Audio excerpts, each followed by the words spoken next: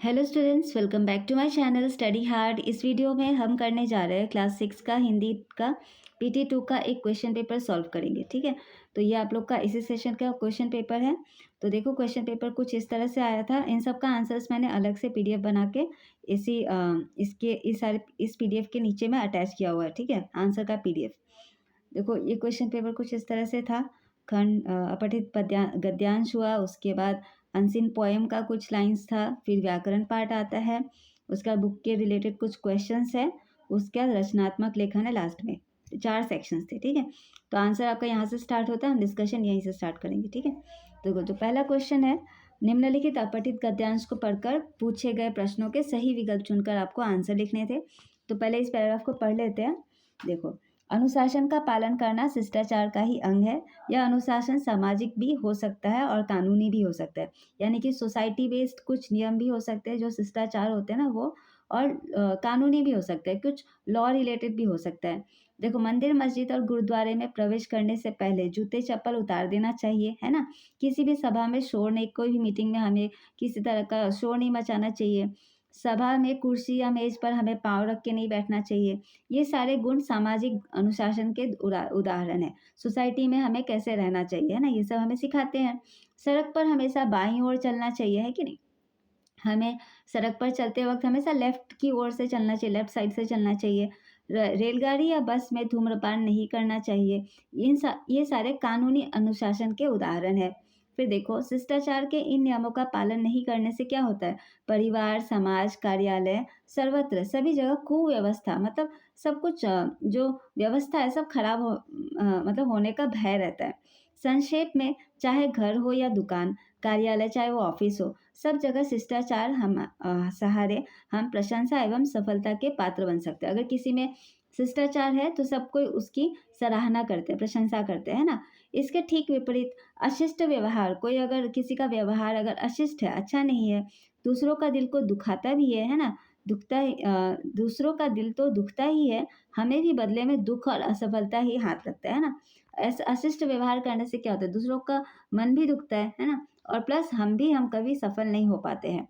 शिष्टाचार से पग पग पर मित्र उत्पन्न होते हैं। अगर हमारा व्यवहार अच्छा होता है ना, हमारे बहुत सारे दोस्त बनते हैं, और अशिष्टता व्यवहार से हमारे दुश्मन बढ़ते हैं। ठीक है, तो ये पैराग्राफ था बच्चों। इसके बेसिस पर कुछ क्वेश्चंस पूछे गए, उन क्वेश्चंस को पहले देख लेते हैं। देखो, अनुशासन का पालन करना डैश का ही एक अंग है।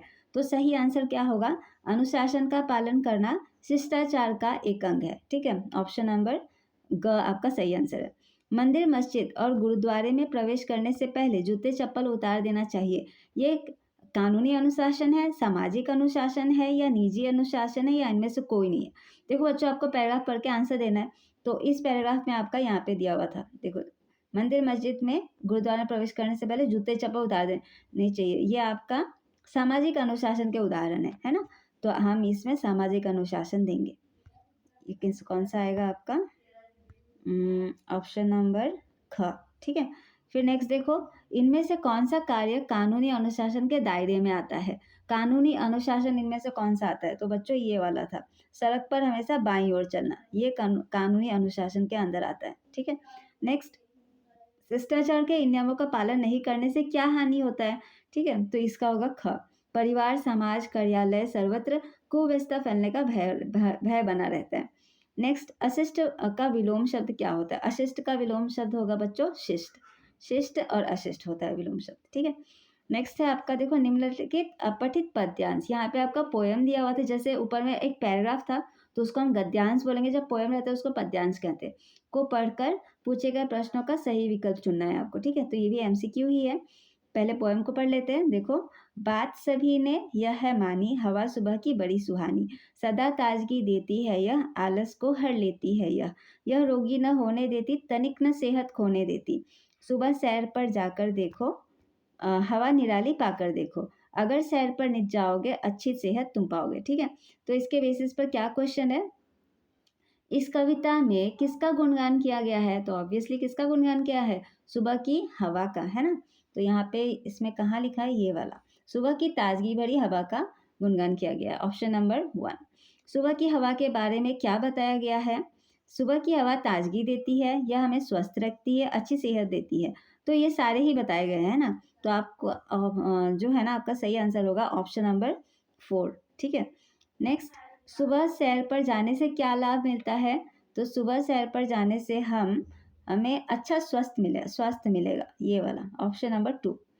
इस कविता का सबसे उपयुक्त शीर्षक क्या होगा? तो इस कविता का जो उपयुक्त शीर्षक क्या होगा? सुबह की हवा के बारे में है ना, तो ऑप्शन नंबर ए होगा, सुबह की हवा।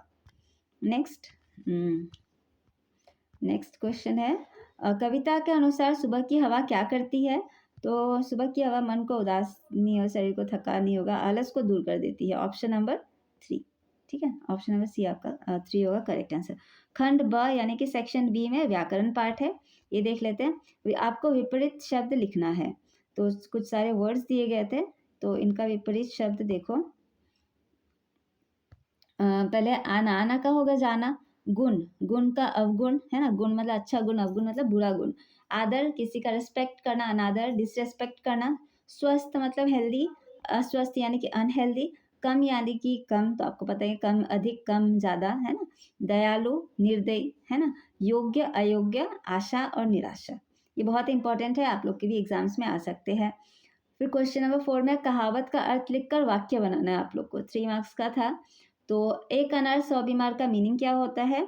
एक अनार 100 बीमार का मतलब होता है कि कोई ऐसी चीज़ जिसको चाहने वाले, चीज़ तो एक है मगर बहुत सारे लोगों को वो चाहिए, ठीक है। तो एक अनार 100 बीमार, तो वैसे ही आप सेंटेंस में लिख सकते हो, सरकारी नौकरी की एक सीट के लिए लाखों आवेदन थे। मतलब सरकारी किसी गवर्नमेंट जॉब के लिए एक ही सीट था, वहाँ पे बहुत सारे लाखों मतलब वहाँ पे ये दिए गए थे, मतलब एप्लीकेशंस आए थे। बिल्कुल ऐसा लग रहा था जैसे कि एक अनार है और 100 बीमार वाली स्थिति थी, ठीक है। इस तरह से आप सेंटेंस बना सकते हो। फिर देखो, जहाँ चाह वहाँ राह, अर्थ, तो उसका मीनिंग क्या है? जब किसी काम को करने की इच्छा होती है तो उसका साधन भी मिल जाता है, यानी कि हम where there is a way there is a will, English में कहते हैं ना, कि जहाँ पे हम चाह है, जहाँ हम कुछ करने को सोचते हैं तो भगवान हमारे लिए रास्ता भी निकाल देते हैं ना। तो वाक्य में आप क्या लिखेंगे? मेहनत और लगन से पढ़ाई करने पर मुझे परीक्षा में अच्छे अंक मिले, सच ही है जहाँ चाह वहाँ राह, ठीक है। तो इस तरह से आप करना। उसके बाद नेक्स्ट क्वेश्चन है, क्वेश्चन नंबर 5, नीचे दिए गए शब्दों से उस शब्द पर घेरा बनाइए जो समानार्थी शब्द ना हो, है ना। तो इसमें आपको सर्कल बनाना है जो समानार्थी शब्द नहीं है। तो देखो, हवा, अनल, पवन, बयार, इनमें से जो आपका अनल है ना, अनल का मीनिंग होता है आग, ठीक है। तो ये आपका सर्कल होगा यहाँ पे। नेक्स्ट, रण, तुरंग, युद्ध, समर, तो तुरंग यहाँ पे अलग होगा, तुरंग नहीं होगा। रण, युद्ध और समर का मीनिंग वॉर होता है। आसमान, आकाश, गगन और नवचर, तो ये सारे यहाँ पे सेम है। नवचर यानी कि आकाश में चढ़ने वाला, ठीक है। नवचर आकाश में उड़ने वाला। तो ये तो बस यहाँ पे आकाश, गगन, इन सब का मीनिंग स्काई है, मगर आकाश में उड़ना, नवचर का मीनिंग हो जाता है आकाश में उड़ने वाला, तो ये गलत होगा। उसके बाद जो नहीं है बोला था ना बच्चों, इसलिए हमने जिसमें ऐसे शब्द में लगा रहे जो नहीं है समानार्थी, ठीक है। आप लोग इस चीज़ का ध्यान देना। नेक्स्ट, नद, नाद, सरिता, तटिनी, तो ये सारे तो आपका नद, सरिता, तटिनी मानी नदियों को कहते हैं, ये आपका नद होगा, ठीक है। नेक्स्ट, करवाल, तलवार, असी और ढाल, ये सारे आपका मतलब तलवार जैसे चीज़ों का नाम होते हैं, ठीक है। और ये ढाल, इससे तो हम अपने आप को प्रोटेक्ट करते हैं, है ना। तो इसमें ये आपका सही आंसर होगा ढाल, जो कि समानार्थी नहीं है, ठीक है। नेक्स्ट देखते हैं आपका खंड स में पाठ्य पुस्तक मल्हार से कुछ क्वेश्चंस है, और किन्हीं निम्नलिखित में से किन्हीं 5 प्रश्नों के आपको उत्तर देने, ओनली 5 और 2 मार्क्स करके था। देखो, बिहू एक कृषि आधारित त्योहार है, कैसे, इसको आपको बताना है। देखो, असम का बिहू नृत्य जो है ना, ग्रामीण जनजीवन के साथ साथ फसल लगाने से लेकर बसंत के आगमन तक से जुड़ा हुआ है। भारत में जनसंख्या का एक बड़ा हिस्सा किसानों का है। असम में बिहू साल में 3 बार मनाया जाता है। सबसे पहले किसान बीज बोते हैं, फिर जब वे धान रोपते हैं और फिर अनाज तैयार हो जाने पर बिहू उत्सव मनाया जाता है। तो इसलिए हम कह सकते हैं कि बिहू एक कृषि आधारित त्योहार है, ठीक है। यशोदा माता ने श्री कृष्ण को हंसते हुए गले क्यों लगा लिया था? यशोदा माता ने श्री कृष्ण को की मासूमियत और उनके भोलेपन को देखकर उन्हें हंसते हुए गले लगा लिया था। श्री कृष्ण की सफाई में जो भोले भाले तर्क थे, उन्होंने यशोदा माँ का दिल जीत लिया। वो जिस तरह से तर्क कर रहे थे ना, भगवान श्री कृष्ण, भगवान अपनी माँ से कह रहे थे कि उन्होंने माखन नहीं चुराया, उन्होंने माखन नहीं खाया, उनके मुँह में बस लगा हुआ था, और उन्हें अपने बेटे की मासूमियत पर हँसी आ गई।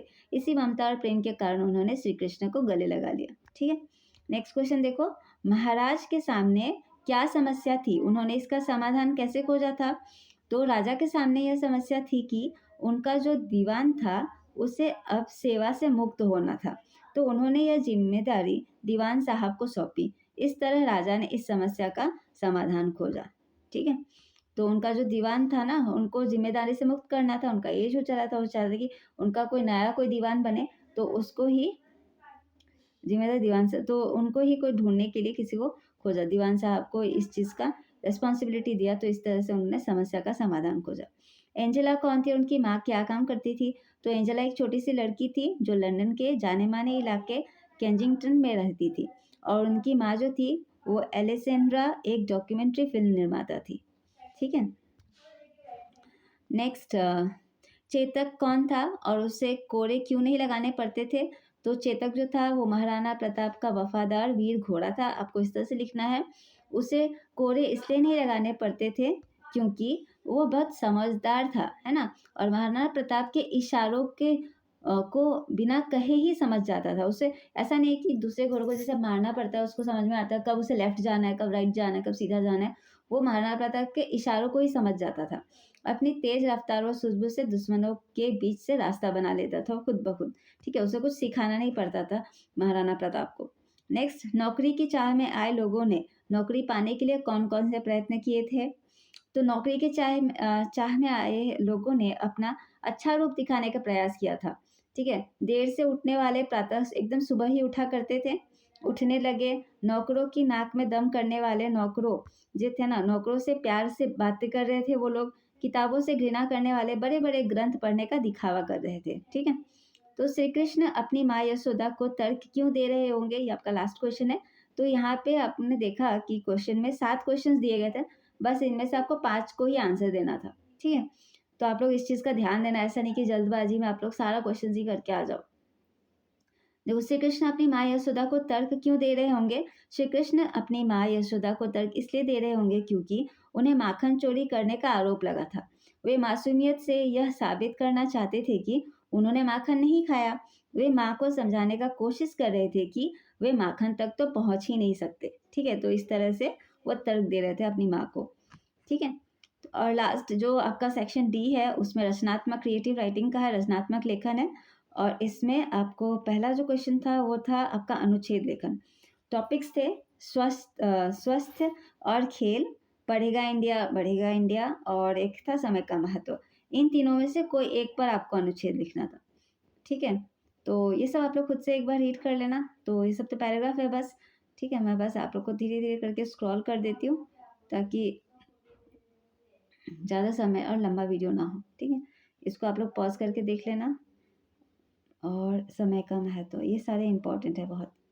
उसका लास्ट में पत्र लेखन है। पत्र लेखन में भी 4 मार्क्स थे और अनुच्छेद में 4 मार्क्स थे बच्चों।